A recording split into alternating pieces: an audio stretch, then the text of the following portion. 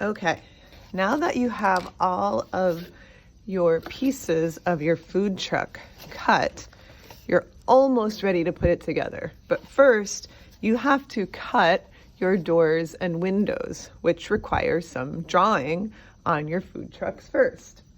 So you know from previously in the week that we gave you some measurements for windows and for different parts of your food truck. So here's a door and a window. You could certainly use those and trace them onto your food truck, which is probably what I am going to do just to save me a little time. But you definitely want to be precise. You don't want to have it just slapped on your food truck and not given any thought as to where it goes. So I'm going to show you how I might place and cut a door, and I'm going to show you how I might place and cut a window. So here's my front panel, and that's going to be where my door is going to go. So I'm just going to quickly cut this door shape out, which many of you have already done. And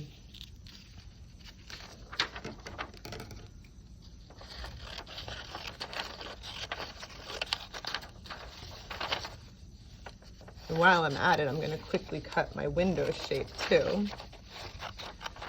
Both of those things are items that you might either have cut out exactly as in the window, like it might actually be a hole in your food truck, or it might be a part of the food truck that you actually can open up or prop up, and I'm going to show you how to do all that. So here's my door and my window. I'm going to use the door first. And so here's the front of my truck. It's pretty even. I think it's going to be okay. Now I want to make my door right in the middle of my front face. So I probably don't want it over here. I probably don't want it over here. I think putting it right in the middle is probably the easiest. Now I can kind of eyeball that and see how it looks. Or I can grab a ruler and just make sure that it's even on both sides. So I'm going to double check that. So I have about 2.5 inches on this side and about 2.5 inches on this side. So that is correct. So I'm going to put that off to the side.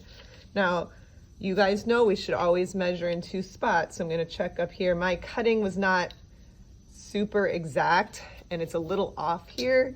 That kind of happens with the cardboard cutters. So I'm just going to go with it, but hopefully yours will be more exact than mine. Now, I'm going to draw with a Sharpie so you can see it, but you should use a pencil in case you make mistakes. So I'm just going to carefully trace around this shape and down. Okay, now I'm ready to cut. Now I don't want this door to be a hole. I want it to actually look like it's going to open, to look like it's functional. So there's a couple of tools I'm going to use. You can use your cardboard scissors. This tool is going to come in handy, and I'm going to show you why in a moment. If you want, Mrs. Dealey and I can cut some things out with X-Acto knives for you. But if you don't want to wait for us, you can certainly cut with your cardboard scissors. Now I have 3 lines that make up this door. I'm not going to cut them all because I want it to swing out, and I want it to swing out this way. So the hinge is going to be on this side. So I need to cut this line and this line only. I don't want the door to disappear. I want it just to open. Now, these scissors do work. They just are a little bit finicky, and you have to really make sure that you get into the inside of the scissor. I'm going to switch to the X-Acto knife right now just so that it's a little bit quicker. And I'm going to finish cutting this line here. It's also a little bit of a cleaner cut. And again, we can cut these things for you. Using the cardboard cutters, the electrical ones on this, would be a little tricky, I think, because this is a small area, so I think it would be hard. I'm just going to check the outside that I cut this. Okay, I had to do one more cut there. It was a little bit stuck. So now I want to make a score line here. And that's where this tool is gonna come in handy. And I'm gonna use my ruler to make sure that it's straight.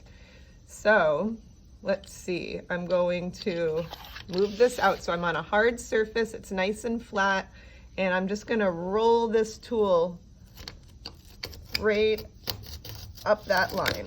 Okay, so now I've made some perforations there. I haven't cut, but now I have a nice fold that's gonna allow me to fold this really nicely so that it opens. So there's my door. When I go to do the window, let me find one of my side panels. It's a similar process. So I only have one window. You guys could have 2 windows. Again, you want to make sure that they're evenly placed and that they're straight. Like, you don't want to cut a window on your house that looks like this. Who would come to your food truck, I'm sorry. Who would come up to a food truck and buy food from you if that's how you were presenting your food truck? So I want to make sure it's straight. I'm just going to do one right now. Let's see. So that's 2.5.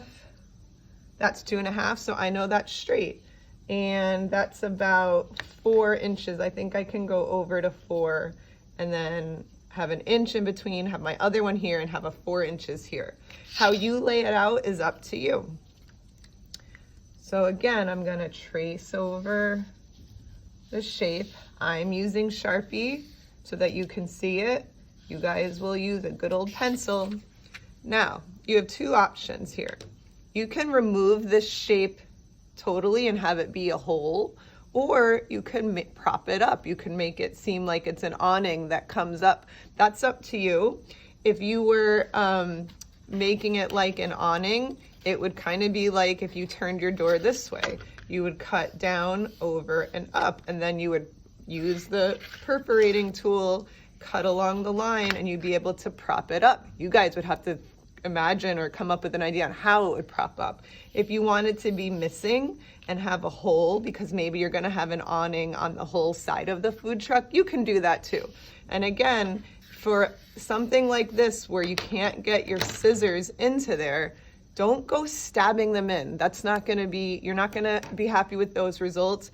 Mrs. Deely and I can cut those shapes for you and take them out. And make it just look a little bit cleaner. You will have done the work. You're drawing it, you're designing it, but we're happy to help you work that out and cut the shape out depending on what you need. So once you get your shapes all cut, your windows and your doors, you are ready to start assembling. And you're basically going to just glue this together like a box. So you're going to use the hot glue and you're going to glue them together. Don't use a lot of hot glue. I'm just going to grab my hot glue gun and show you how I might do that.